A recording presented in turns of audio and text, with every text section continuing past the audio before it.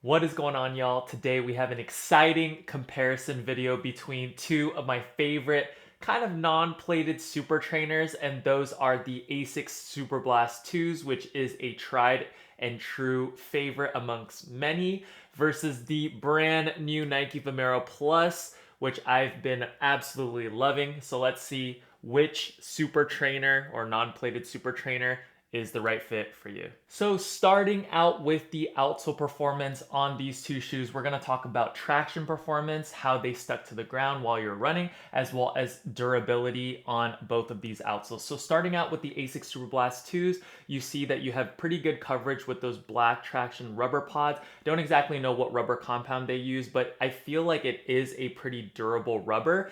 I have around 80 to 90 miles in the Superblast 2s, and overall the traction pattern has been holding up pretty well. I do see some degradation in the high wear areas, but nothing to be concerned about. I feel like it's pretty normal after 80 to 90 miles in the shoe. And overall, the traction performance was decent. I did run a little bit in wet weather conditions in this shoe, and it's not the best traction pattern I've ever had, but it's also not the worst. I think that it's a pretty reliable outsole when it comes to traction as well as durability. I feel like this durability is going to last a little bit longer than most daily trainers, as I've put a good amount of miles in the shoe and I don't see too much wear, which is always a good sign, especially for a $200 shoe. So overall, I would say that this outsole on the Superblast 2 is slightly above average when it comes to traction and durability. Moving on to the Vomero Plus's outsole, I also think that this outsole is decent. This is the more traditional Nike waffle lug outsole pattern. They put this on basically every shoe, and honestly, not mad. There's a whole ton of coverage, a whole lot of lugs that are covering the whole outsole,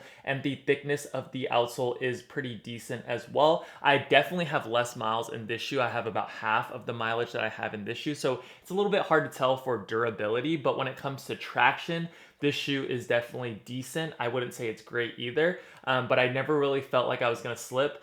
Again, I run in California, so not a lot of wet weather conditions. The worst conditions I really run on is sandy roads near the beach. I kind of slip in those conditions all the time in every shoe, so when it came to regular roads, this outsole performed totally fine. When it comes to durability of this outsole, I do think that these are going to last quite a while because of the thickness of these waffle lugs, as well as with 45 to 50 miles on this shoe already, like I don't see a whole lot of wear on the outsole, which is always a good sign, because I have had shoes in the past where after 30 to 40 miles, especially me being, 200 pounds, I've seen a lot worse wear on outsoles. So I would say that both of these outsoles, when it comes to traction as well as durability, is around a tie. I do think that they're both slightly above average when it comes to traction as well as durability. So I would hope so with premium price points of $180 and $200. I do think that these will last a little bit longer than the typical daily trainers on the market currently. Now, let's talk about the cushion on both of these shoes. I'm going to go a little bit more into the comparison aspect of both of these setups. If you guys want the full in-depth review, I do have reviews of both of these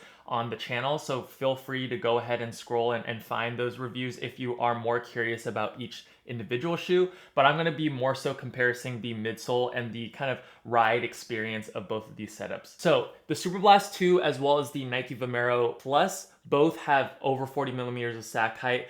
They both have pretty similar specs. I think that the Superblast 2 has actually 37 millimeters of forefoot stack versus the Vomero Plus apparently on paper has 35 millimeters of stack in the forefoot, whereas the heels are supposedly both the same amount of stack at 45 millimeters. But honestly, I feel a lot more ground feel in the Superblast 2, especially in the forefoot, versus the Vomero Plus. Now that could be due to the Superblast 2s having more mileage on it, and maybe I compressed the foam a little bit, but I also do think that it's due to the foam that's in this setup.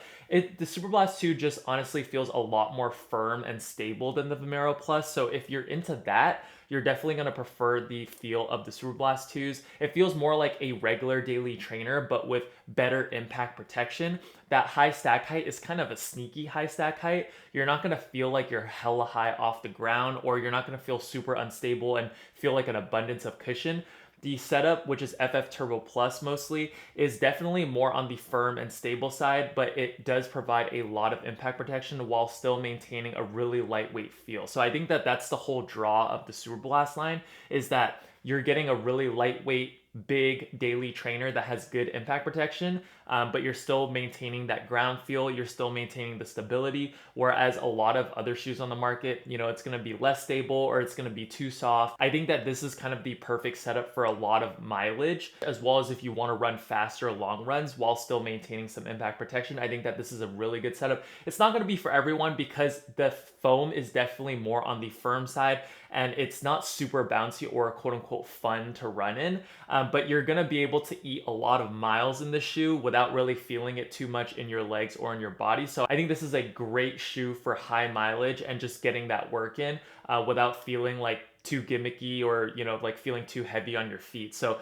that is how the Superblast 2s feel. Whereas in the Vomero Plus, it's a little bit of a different experience where you get a full length Zoom X setup and it's super impact absorbent and there's not as much ground feel as the Superblast 2s.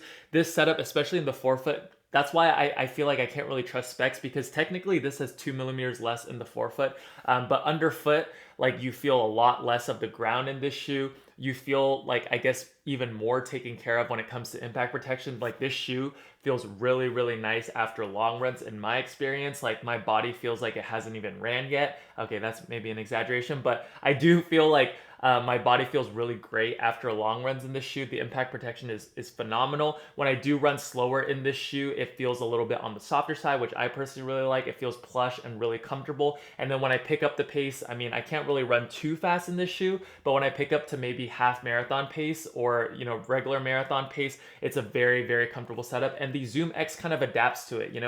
It kind of firms up and provides a slight more response than the Superblast 2s do. The Superblast 2s feel just a little bit more firm and a little bit more stable, kind of like a more chill ride, versus the Zoom X in this shoe is a little bit more of an exciting and a little bit more of a fun ride in my opinion, and a little bit softer than the Superblast 2s. So overall, when it comes to setup, I personally prefer the Vomero Plus's setup, but I am a heavier runner and also I'm not as fast. Whereas I think a lot of faster runners or people who don't really like as much cushion or they want a little bit more ground feel or stability, I think they're going to prefer the Superblast 2's midsole a lot more. Also, with that being said, the Superblast 2's on foot just feel a lot lighter than the Vomero Plus. Not to say the Vomero Plus is like a brick or super heavy in my experience, but for such a big shoe and for so much impact protection, I do think that this shoe actually feels decently light. But when you have both of these shoes in hand, the Superblast 2 just feels a lot lighter, especially on foot. But that comes at the expense of that ground feel as well as the cushioning underfoot.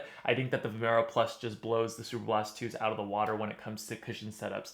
But that's also my personal preference. And last but not least, we are going to talk about the upper and fit of both of these shoes. So starting out with the Superblast 2s, we have kind of like a knitted mesh upper with a gusseted, pretty thin tongue, and the heel collar is also pretty thin, pretty minimal. I personally really love this setup of the Superblast 2. I think that this is kind of an example for a lot of other running shoes to kind of keep it minimal while still maintaining support.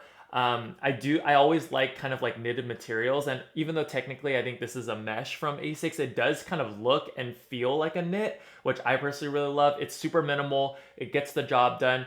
As for sizing, it runs true to size. I have a slightly wider than average foot, and my true size fit really well. I did have to do the runner's loop on the heel part of the lockdown, and I don't think that the heel lockdown on the Superblast 2 is necessarily the best, or it's probably 90 to 95% there, where that 5 to 10%, I do feel like I wish my heel was locked in a little bit better. But when it comes to the forefoot and the midfoot lockdown, I felt really good. So I do think that there is a little bit of volume in the forefoot, but then again, when you're taking these out for long runs and your feet expand, that's always a good thing to have. So overall, I definitely do like the upper and the fit of the Superblast 2. It definitely has a lightweight feel and just makes the shoe overall feel super lightweight, which is always a good thing. Breathability on the Superblast 2 is not the best, but it's also not the worst. When I do the light test, I can see some light peeking through the upper, but it's nothing crazy like the Rebel line or the Saucony Endorphin line, where you're gonna feel really breathable in those shoes. But overall, the upper and the fit were great on the Superblast 2s. Now, moving on to the upper and the fit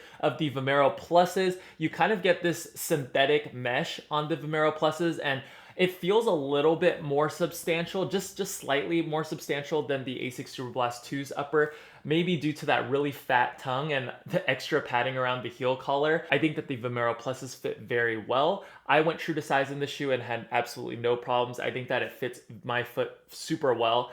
There is a little bit of room in the forefoot as well, but I personally really like that in long runs. But I do think that these fit a little bit more snug, especially in the forefoot, than the Superblast 2s. So if you're narrow footed or you have a low volume foot, you might be able to squeeze half a size down in the Superblast 2s. But I think Vomero Pluses, you should go true to size, at least for me. It worked out perfectly. Midfoot and heel lockdown was a little bit better actually than the Superblast 2s in my experience with the Vomero Pluses, but that's also a personal thing. Everyone's foot and ankles are shaped differently, so take that with a grain of salt. As for ventilation, this shoe is definitely not the most ventilated. When I do the light test, there's not a lot of light peeking through the upper, so don't think that there's a lot of perforations throughout this upper, but honestly, it didn't really bother me as I guess the weather conditions that I run in, and also, like, my feet don't really get blisters too often, knock on wood, that I don't start getting blisters. I never really had a problem with ventilation in this shoe. So overall, also, I just feel like the upper kind of makes this shoe feel lightweight, even though it is heavier than the Superblast 2s. I do think that the midsole, the really thick midsole, is definitely on the lighter side due to it being Zoom X, and then paired with kind of a lighter or thinner upper in this max cushion shoe, I feel like it feels pretty lightweight for how much stack it has. So overall, the upper and fit are very, very good, as well as in the Vomero Plus. So if I had to give an edge for uppers and fit, I would say that I prefer the upper materials in the Superblast 2s, but I prefer the fit in the Vomero Pluses. So it's kind of a toss-up. Hopefully you guys would be able to try both of these on in store if you're considering either one of these, as fit as well as upper preference is such a personal thing, and everyone's foot, again, is shaped differently, and everyone has different preferences for how their running shoes fit. But overall, like I said, I think the upper materials win on the Superblast 2s, but the fit wins on the Nike Vomero Plus. So overall, I know we covered a lot, but let's talk about the price. So the Superblast 2 is $200 and the Vomero Pluses are $180.